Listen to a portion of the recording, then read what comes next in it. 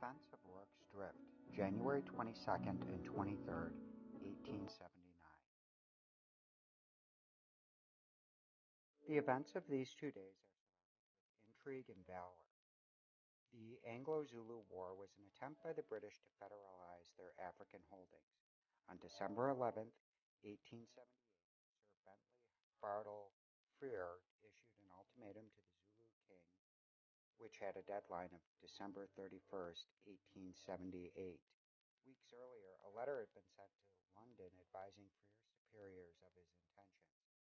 The failure of Frere in London to use the telegraph allowed the 11th December. Cetshwayo did not desire war with the British forces, but was also surprised many of which were contrary to the fact, such as the demand to disperse the Zulu army.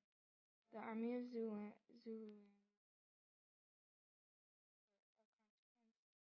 was always no answer.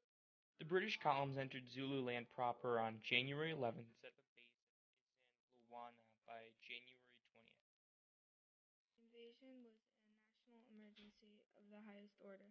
The king called his troops together. The Zulu army was on the move by January 7th. They intended to strike the British forces on the morning of January 20th. Rorke's Drift was a small outpost on the edge of the Buffalo River. This part of the river was adrift for a ford. Jim Rorke was the first, and over time came to head hospital. These are not defend and were built on the west.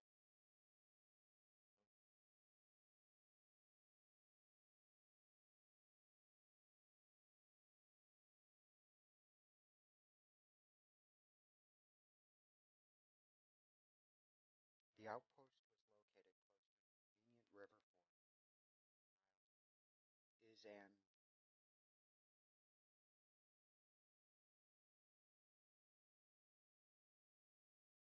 British columns left behind a detachment of several hundreds of men to build a fort ease logistics.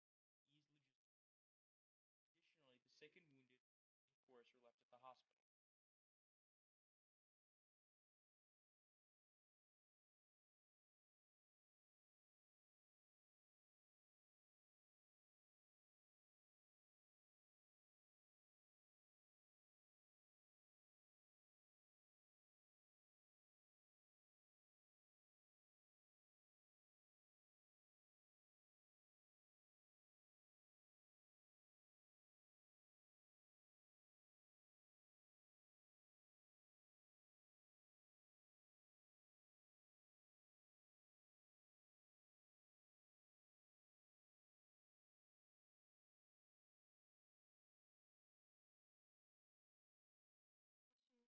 Orders that the war should not expand outside of Zulu.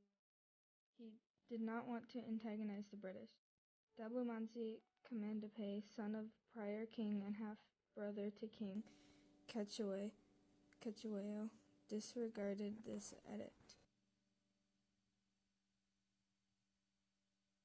The camp at Isandlwana deployed patrols to prevent the Zulu from attacking by surprise.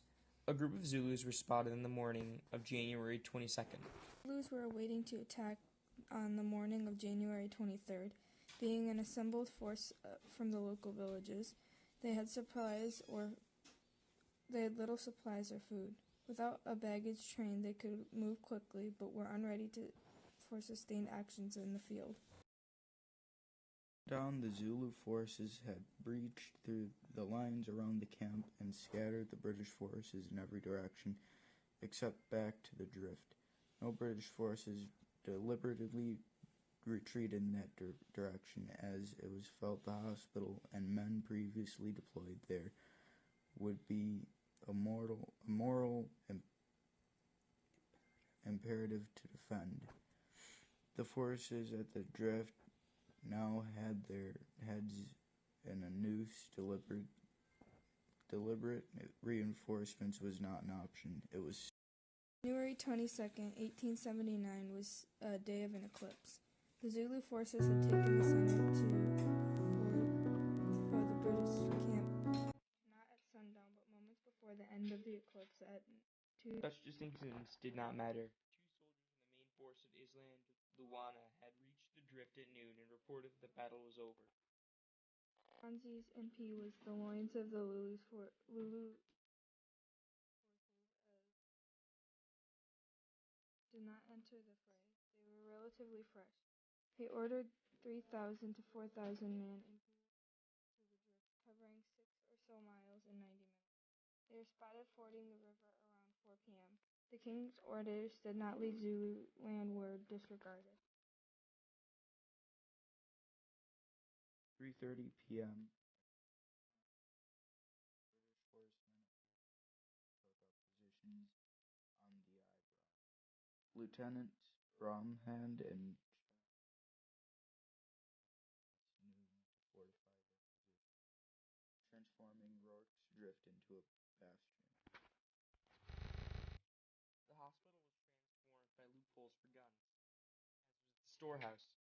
The Cheyenne, or eyebrow, was supported by the No. 4 Troop of the Natal Native The south wall of the hospital was linked to the north-facing side of the supply house with bags and tins. This was the southwest wall. The south wall. The northern side of the hospital. A dog leg to order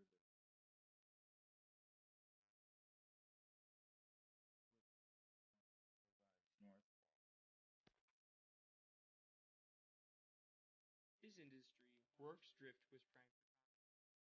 650 plus men stood at the drift ready. Forded the Guarded, guarding the Cheyenne,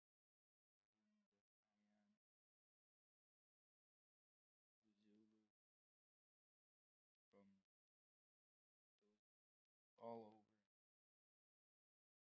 98 of the horse led into the drift. Two hesitated for a moment before following.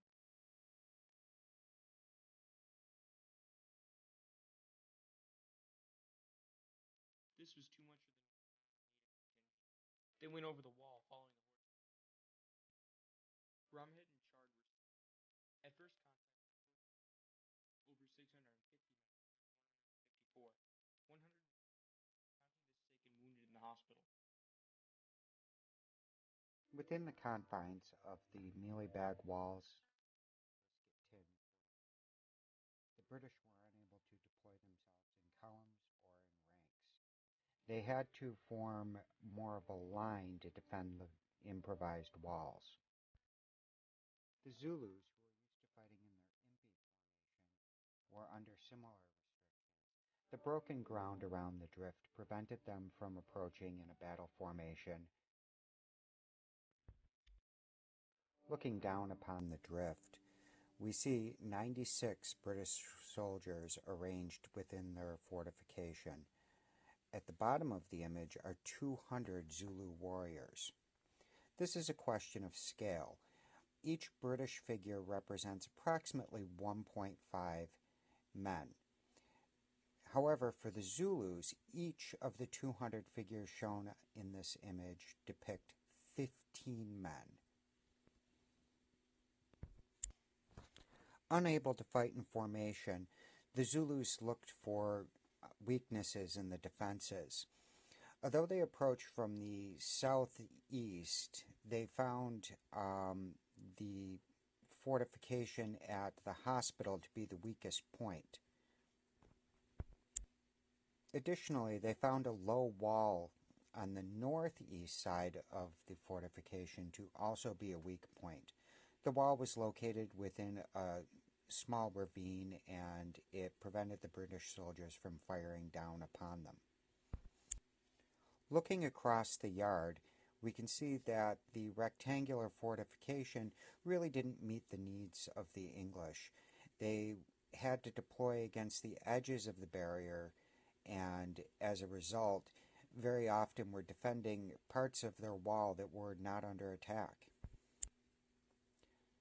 Eventually, the Zulus received reinforcements along the northwest side of the fortification at Rorke's Drift. The British tried to address this by creating a secondary wall which split the yard left and right. The right side of the yard was the final redoubt where Bromhead and his men held a flying wing of forces to plug any holes that might have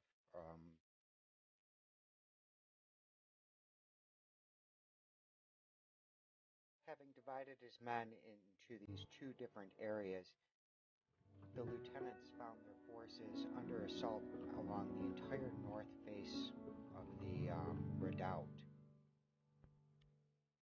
While repelling this attack on the north wall, the Zulus became inventive and set fire to the hospital.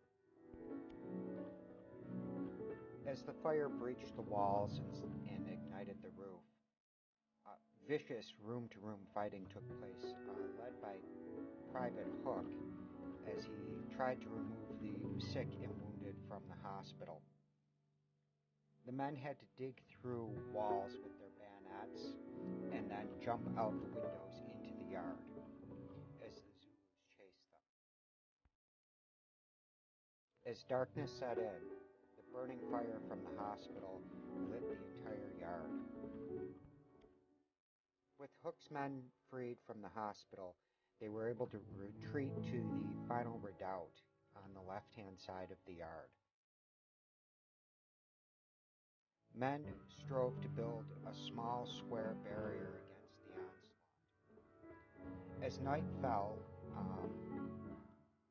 Zulu onslaught was in the middle of the night. The Zulu onslaught abated. The British looked out for signs of renewed attack but found none. A shot was fired by the British at a lone Zulu who fired a rifle in their direction and fled. Lieutenant Chard was secretly pleased that the Zulus escaped the return fire. The forces marched with no baggage and little food. In 7 days of call up and the additional 7 days of battle, they had little food or rest. They were living expended just short of the dead. The Battle of Isan-Luana had cost the British well over 1,300 men. But more importantly, not only had they lost their food, but their ammunition too. Only Rorke's Drift had the vital supplies of ammunition and food. We do not count their dead, but it is plausible that they lost 1,500 to 2,000 as they did for wounded, and other 450 at Rorke's Drift. The number could be much higher, as there was evidence of shields being used to drag the critically wounded to the river. The number could be as high as 1,000. 17 British died in the defense of Fort Rorke's Drift. The Defense of Rorke's Drift, January 22nd and 23rd, 1879.